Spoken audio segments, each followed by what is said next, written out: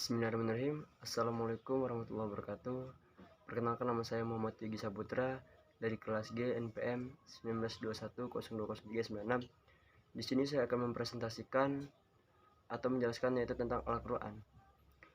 Al-Quran berkedudukan sebagai sumber hukum pertama dan utama dalam hukum Islam. Kedudukan ini mengharuskan umat Islam memahami pesan-pesan yang dikandung untuk dilaksanakan dalam kehidupan. Adapun Al-Sunnah, pada uraian sebelumnya telah dijelaskan bahwa Al-Quran sebagai sumber utama dan yang paling utama dari hukum Islam yang bersifat global yang membutuhkan penjelasan secara operasional. Nabi Muhammad SAW sebagai penyampai ajaran Al-Quran diberi orientasi oleh Tuhan untuk menjelaskan lebih lanjut apa yang telah diwahyukan kepadanya. Kedudukan Al-Sunnah sebagaimana disebutkan di antara berdasarkan argumentasi bahwa secara normatif ditemukan ayat Al-Quran yang menyuruh untuk taat kepada Rasul. Ketaatan kepada Rasul yang dikaidahkan dengan ketaatan kepada Allah Subhanahu wa taala. Adapun akal dan proyeksi ittihad. Pengertian akal menurut Al-Quran, lebih khususnya menurut pengertian para Islam, yaitu bahwa memerhatikan alam sekitarnya dengan otak, yang dimana outcome adalah organ tubuh atau akal.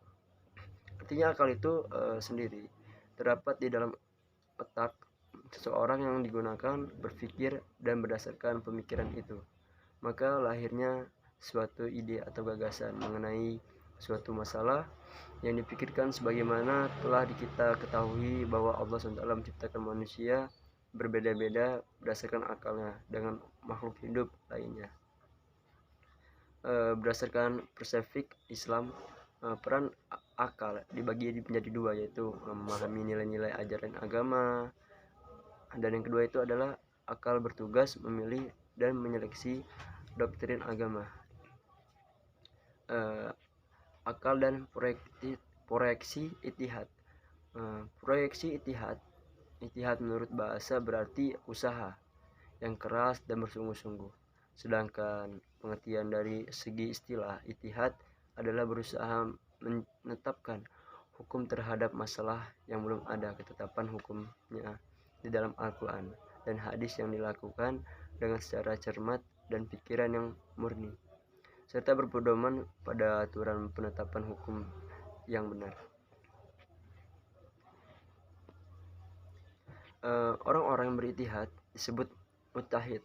Antara mujtahid yang satu dengan mujtahid yang lainnya dalam menetapkan perkara yang belum ada ketentuannya atau ketentuan hukum dalam Al-Quran mungkin akan berbeda dalam memberikan penetapan hukum. Ijtihad juga diterapkan dengan beberapa cara, antara lain ijma dan qiyas. Ijma adalah kesepakatan para mujtahid pada suatu masa setelah Rasulullah wafat terhadap suatu masalah.